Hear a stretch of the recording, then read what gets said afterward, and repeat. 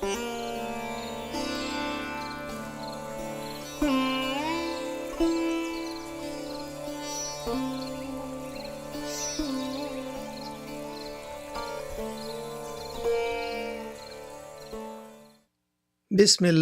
Rahmanir Rahim.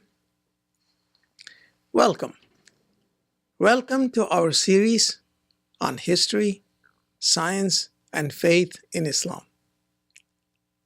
In the last session, we covered the remarkable life of Khalifa Umar bin Abdulaziz. Today, we will examine the events leading up to the Muslim conquest of Spain, an event that had a profound impact on the history of Europe and of the world. The conquest of Spain was the beginning of a new era in world history. It was the first interaction of Islamic civilization with the Latin West. For centuries, Muslim Spain was a beacon of knowledge to a European continent that was shrouded in the stupor of the Dark Ages. It was Spain, along with southern Italy, that was destined to act as a conduit for learning to the West. It played a central role in the reawakening of Europe. The very name Andalus conjures up images of a bygone golden age of a brilliant civilization. Spain, as Andalus is known today, is situated in the northwestern corner of the Mediterranean. It is a peninsula, bound to the west by the Atlantic Ocean and to the east by the Mediterranean Sea. To the north, the Pyrenees Mountains separate it from France and the rest of Europe. To the south, the narrow Straits of Gibraltar connect the waters of the Atlantic with the Mediterranean. Geographically, it is a part of the Mediterranean world, although topographically, the rugged mountains of the peninsula make it more a part of North Africa than Southern Europe. The Atlantic Ocean had arrested the westward advance of Muslim armies, but the narrow straits separating Morocco from Spain were not wide enough to stop their inexorable march northwest into Europe. They were propelled by the vision of a world order wherein tyranny was abolished and the freedom of religion guaranteed. The early Muslims considered Tawheed, meaning a God-centered civilization, to be a divine trust and the establishment of divine patterns on earth a mission. Neither the ocean nor the desert was an insurmountable barrier in the drive to establish a just order on the globe.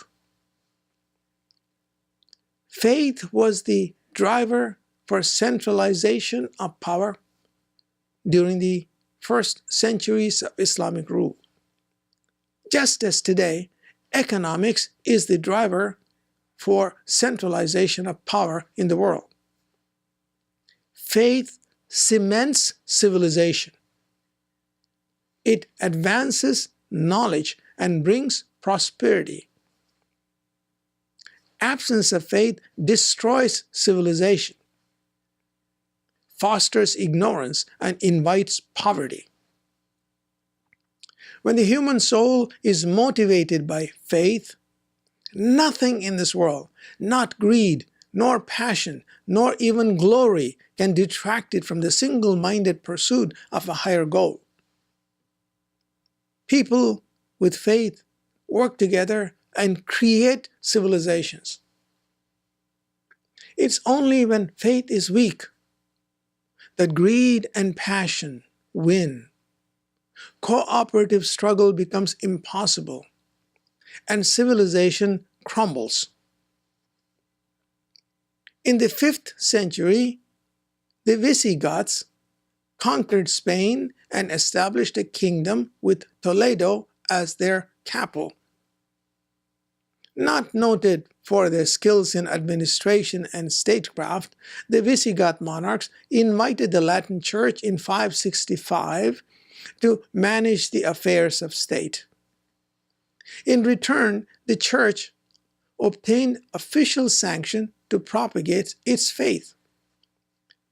The economic condition of the Spanish peasant worsened under this arrangement because he was now subject to double taxation, one from the despotic monarchs and the other from the local monasteries.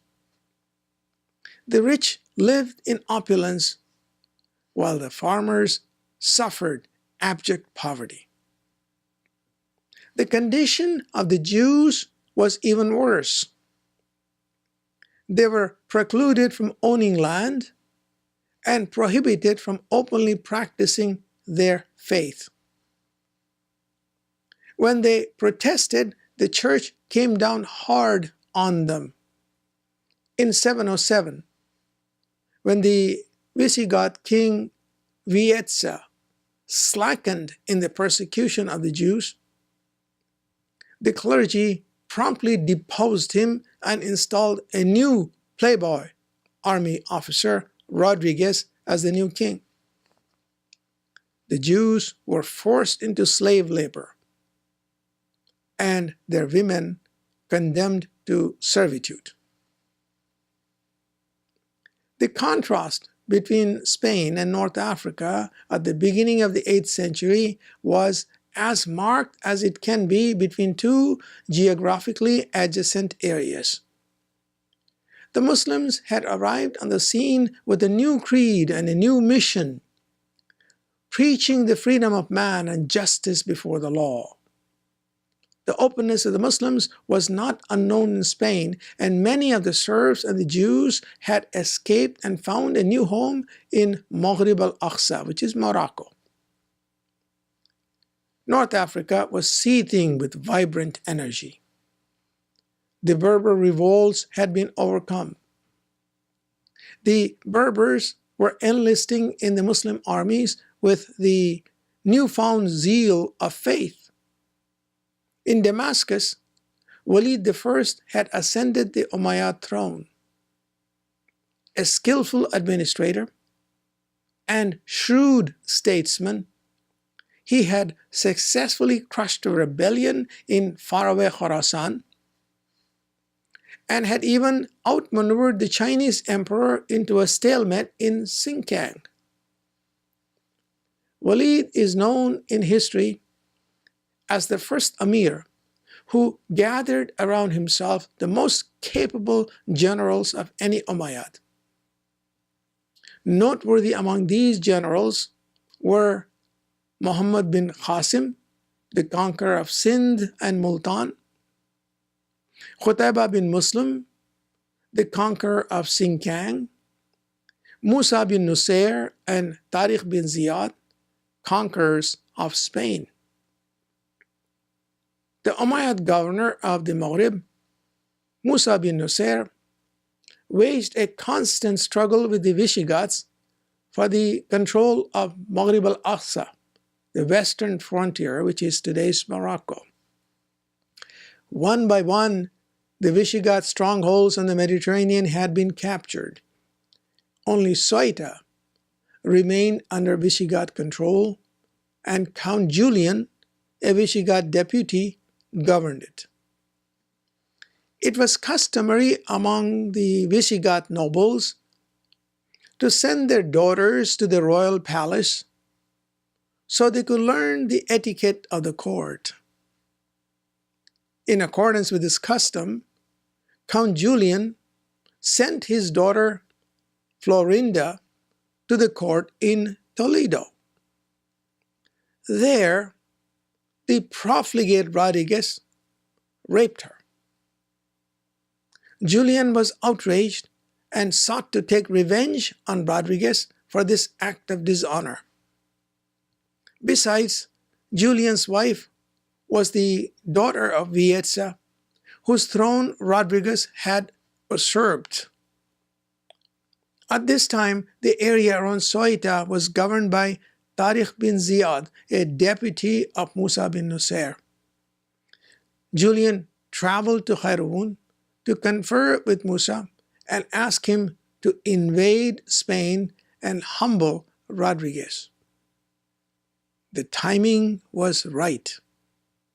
Musa ordered Tariq to cross the straits with a contingent of troops.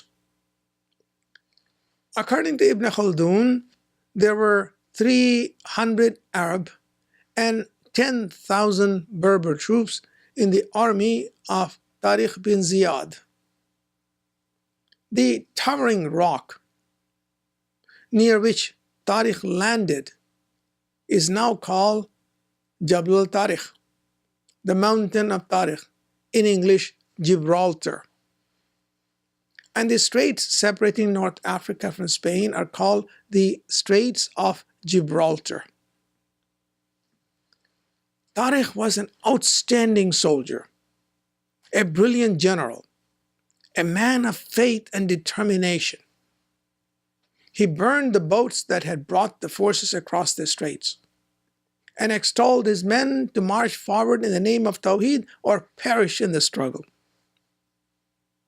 A skirmish ensued with the local Visigoth lord, Theodore Meyer, in which the latter was soundly defeated. The year was 711 of the Common Era. Rodriguez heard of the invasion and, collecting a force of 80,000, advanced to meet the Muslim force. Tariq called for reinforcements and received an additional contingent of 7,000 cavalrymen under the command of Tarif bin Malik Nahi, after whom Tarifa in Spain is named. The two armies met at the battlefield of Guadalupe. The Muslims were fighting to establish a just political order, whereas the Visigoths were fighting to protect and preserve an oppressive scheme. The Arabs were superior in the art of mobile warfare. They were superb horsemen and had mastered the art of rapid enveloping movements in their advance from the desert across Asia and North Africa. The Visigoths were accustomed to fighting in static, fixed positions. There was no contest.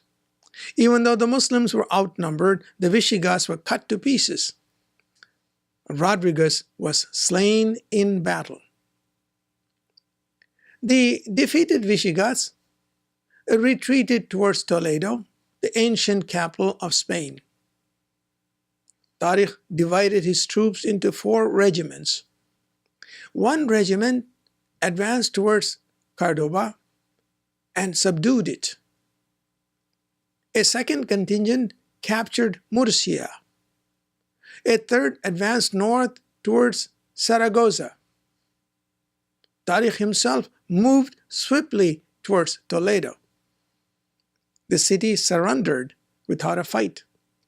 Visigoth rule in Spain came to an end. Meanwhile, Musa bin Nusair landed in Spain with a fresh contingent of Berber troops. His first advance was towards Sevilla, or Seville. The defenders closed the city gates and a long siege ensued. The offensive capability of the Arabs, backed by military engineering and technology, was superior to the defensive capabilities of the Visigoths. Musa had brought his minjaniks, which is the machines, with him, which threw heavy projectiles at the city ramparts, demolishing them. After a month, the city surrendered. The Umayyad armies now fanned out across the Spanish peninsula in rapid succession. Zaragoza, Barcelona, and Portugal fell one after another. The Pyrenees was crossed, and Lyons in France was occupied. The year was 712 of the Common Era. Musa was ready to continue his drive into France and Italy.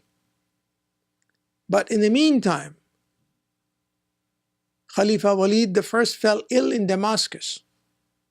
In the power struggle that ensued, Musa was called back to take his oath of allegiance to the next Khalifa, Suleiman. Musa appointed his son Abdulaziz as the Amir of Spain, left another son, Abdullah, in charge of North Africa, and hastened to the Umayyad capital. During their conquest of Spain, the Muslims had captured an enormous amount of booty. Musa was eager to hurry up and bring the conquered booty to Walid I, so that the dying Amir would appreciate the services rendered by Musa. Meanwhile, Suleiman, the heir apparent, wrote to Musa to slow down his return so that by the time the war booty arrived in Damascus, Walid I would be dead and the booty would belong to Suleiman. However, Musa, out of courtesy to the dying Amir, did not oblige Suleiman. He arrived before Walid died. Suleiman was very upset at losing his chance to claim the war booty. So, when he ascended the throne, he stripped Musa of all rank, accused him of misappropriating war funds, and reduced him to stark poverty. Musa lived the rest of his life as a beggar, half blind, at the mercy of public charity. The Jews and the peasants in Spain received the Muslim armies with open arms. The serfdoms were abolished, and fair wages were instituted. Taxes were reduced to 1/5 of the produce. Anyone who accepted Islam was relieved of his servitude. A large number of Spaniards became Muslim to escape the oppression of the former masters. The religious minorities, the Jews and the Christians, received the protection of the state and were allowed participation at the highest levels of the government. Spain, under Muslim rule, became a beacon of art, science, and culture for Europe and beyond. Mosques, palaces, gardens, hospitals, and libraries were built. Canals were repaired and new ones were dug. New crops were introduced from other parts of the Muslim empire, and agriculture flourished. Andalus became the granary of the Maghreb. Manufacturing was encouraged, and the silk and brocade work of the peninsula became well known in the trading centers of the world as far away as India. Andalus was divided into 4 provinces, and efficient administration was established. Cities increased in size and prosperity. Cordoba, the capital, became the premier city of Europe, and by the 10th century had over 1 million inhabitants. That brings to a close our session on the Muslim conquest of Spain. In the next session, inshallah, We'll examine the events leading up to the Battle of Tours, a battle that was a turning point in global history. Assalamu alaikum wa rahmatullahi wa barakatuh.